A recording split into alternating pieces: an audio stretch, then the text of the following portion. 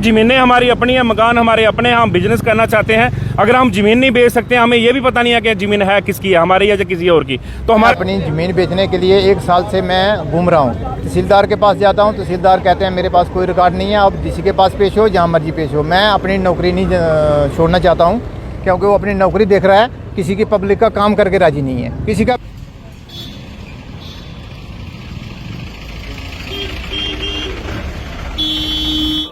सत्य कहेंगे, सत्य लिखेंगे, सत्य चलेंगे।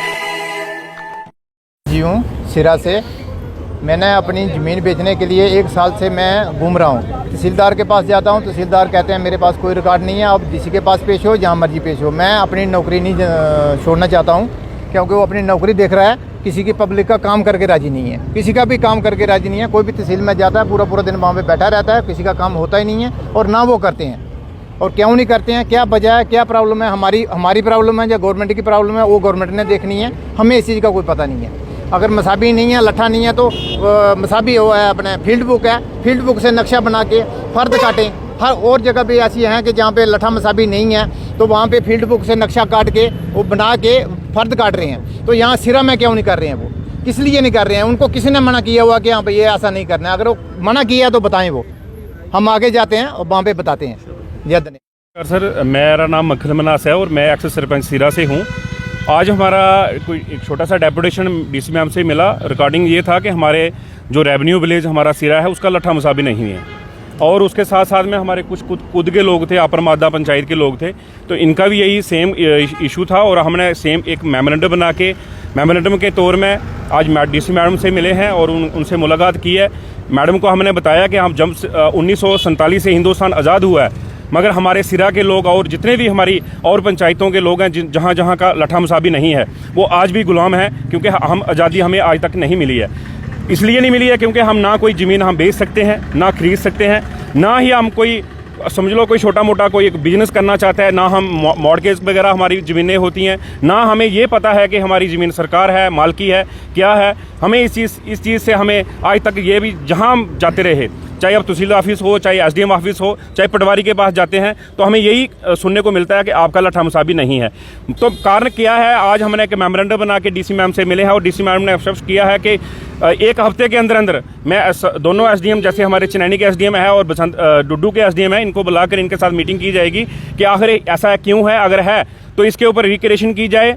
अगर रिक्रिएशन नहीं होती है तो फर्जी एक ऑर्डर किया जाए, ताकि जैसे दस्ती खातों में हमारे पहले वसीके हुआ करते 2021 तक होते रहे हैं, वो आगे भी होते रहें, ताकि हमारे जितने भी हमारे गरीब लोग हैं, क्योंकि ज़मीनें हमारी अपनी है, मकान हमारे अपने हैं, हम बिजनेस करना चाहते हैं। अगर हम ज़मीन नहीं बेच सकते, हमें ये भी पता नहीं है कि ज़मीन है किसकी है, हमारी या किसी और की, तो हमारे साथ जैसे हमारे मनोहर जी हैं, हमारे सिरा के हैं, और भी हमारे निचल जी हैं, हमारे बुजुर्ग कुलाक से हैं, अपर मादा से हैं, तो हमारा सभी का ये एक सेम इशू था।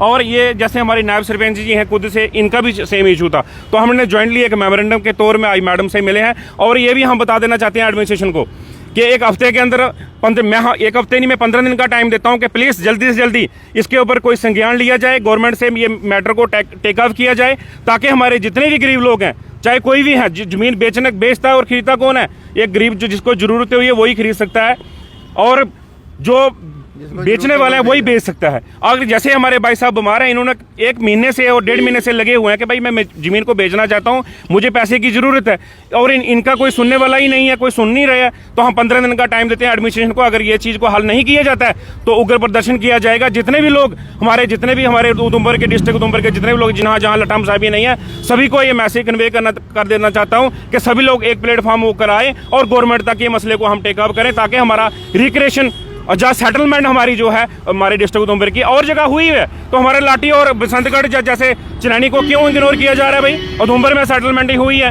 तो 1947 के पहले महाराजाओं के टाइमों की सेटलमेंटें हुई है, तो अभी क्यों नहीं हो रही हैं?